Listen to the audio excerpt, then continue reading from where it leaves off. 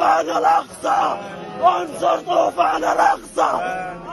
एक आदमी अल्लाह के घर में उम्र अदा करते हुए फ़लस्तीनियों के हश्र में दुआ कर रहा है, वो भी तड़प के साथ, जज्बे के साथ, पूरे फ़लस्तीनियों के दर्द को सामने रख कर अल्लाह को सुना रहा है।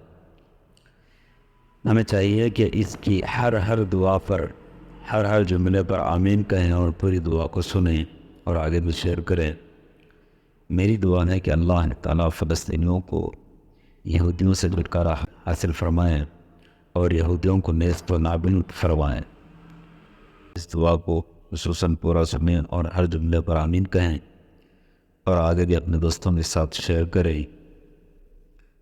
हमारा बस यही काम है कि हम दुआ करते रहें। इंशाअल्लाह अल्लाह किसी न किसी की दुआ को कबूल फरमाएंगे और फ़लस्तीनियों को यहूदियों से छुटकारा हासिल दिलाएंगे। احصهم عددا لا تبقي فيهم أحدا، لجأنا إليك في بيتك فدافع عن بيتك الأقصى يا أرحم الراحمين. يا جبار كن لهم مؤيدا ونصيرا، انصر طوفان الأقصى، انصر طوفان الأقصى، انصر طوفان الأقصى.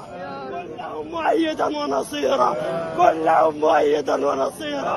يا جبار يا جبار اجبر جنودك المرابطين. اللهم إنا لنا إخوة مرابطين على ثغور الأقصى، فكن لهم ناصرا ومؤيدا ومعينا. اللهم كن لهم مؤيدا ونصيرا، اللهم كن لهم مؤيدا ونصيرا. اللهم انصرهم، اللهم انصرهم، اللهم أيدهم بنصرك، أيدهم بجندك، أيدهم بجندك يا رب. اللهم كن لهم مؤيدا ونصيرا، اللهم أيدهم بنصرك.